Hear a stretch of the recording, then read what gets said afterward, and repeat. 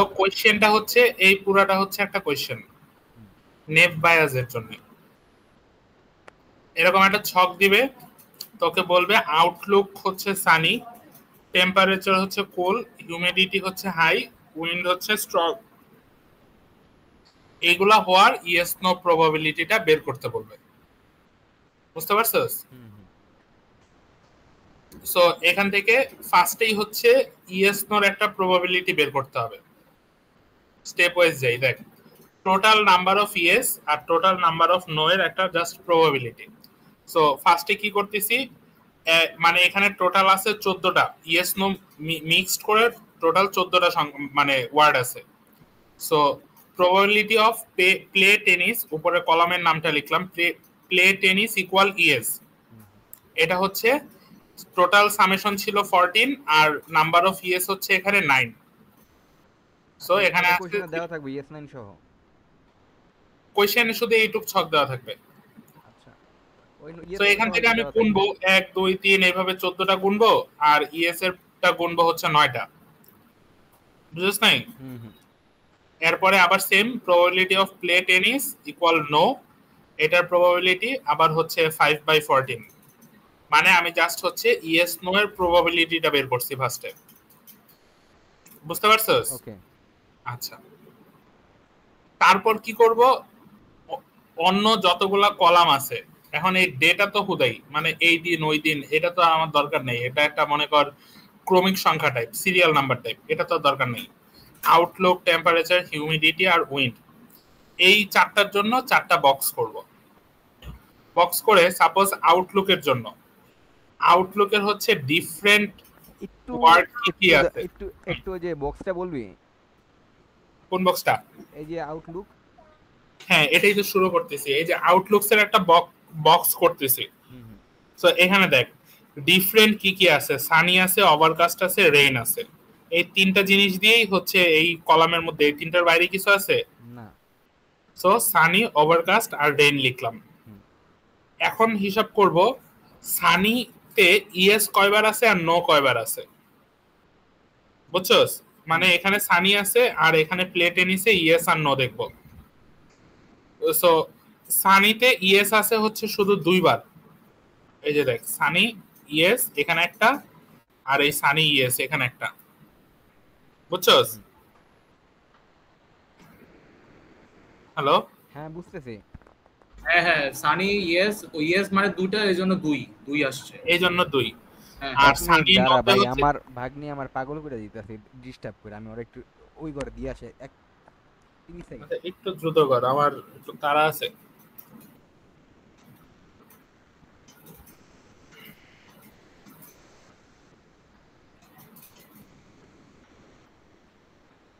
হ্যাঁ শুরু কর। হ্যাঁ, তো সানি ইয়েস হচ্ছে গিয়ে 2টা আছে, আর সানিতে নো আছে 3টা, আর ডিভাইডেড দিয়ে এই পাশে নাম্বার অফ ইয়েস হচ্ছে 9, মানে টোটাল নাম্বার অফ ইয়েস, আর টোটাল নাম্বার অফ নো হচ্ছে 5।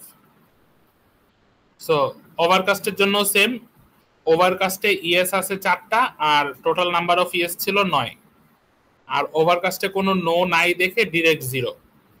রেনের ক্ষেত্রেও সেম, নাম্বার অফ ইয়েস হচ্ছে 3টা, রেনের জন্য ইয়েস আছে 3টা আর টোটাল নাম্বার অফ ইয়েস হচ্ছে 9টা। এইভাবে হচ্ছে সবগুলা ছক করব। হিউমিডিটির জন্য হিউমিডিটির যে কলাম আছে ওইখানে যাব, হাই আর নরমাল, এই দুইটা হচ্ছে গিয়ে ডিফারেন্ট এলিমেন্ট। সো হাই আর নরমাল লিখলাম, তারপরে হাইয়ের জন্য ইয়েস কয়টা আছে আর নো কয়টা আছে ওগুলো বের করব। আর এই ডিভাইড দিয়ে এই পাশে যেটা লিখছি এটা হচ্ছে টোটাল ইয়েস কয়টা আছে আর টোটাল নো কয়টা আছে। এটা একটু ক্লিয়ার?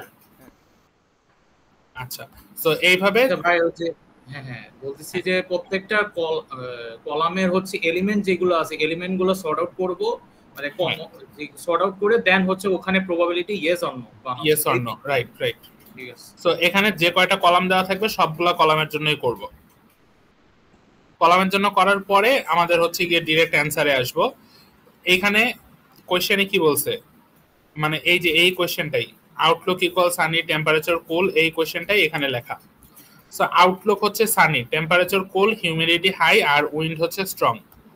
এই ফার্স্টের এই কয়েকটা লাইন হুদাই, মানে এটা এটা এটা এটা এগুলা লিখতে হবে না।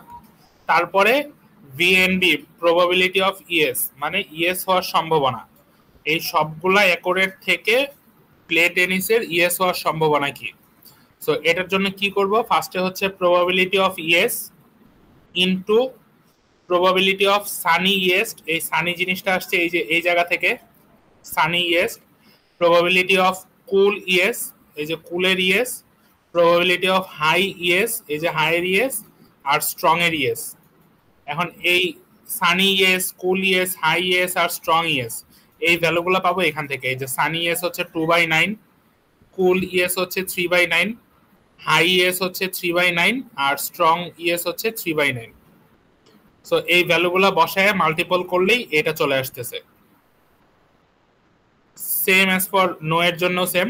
সো প্রবাবিলিটি অফ নো, এখন কথা হচ্ছে এই প্রবাবিলিটি অফ ইয়েস আর প্রবাবিলিটি অফ নো এই দুইটার ভ্যালু কিন্তু আমরা এই জায়গা থেকে নিব। এই যে প্রবাবিলিটি অফ ইয়েস এর ভ্যালু ছিল এটা, নো এর ভ্যালু ছিল এটা। So probability of no, no এর জন্য পি অফ নো এর ভ্যালু এই যে এটা 0.36। পরে sunny no, cool no, high no, strong no.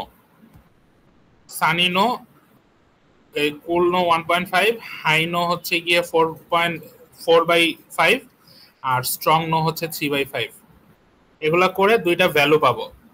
এই দুইটা ভ্যালুকে তারপর নর্মালাইজেশন করতে হবে।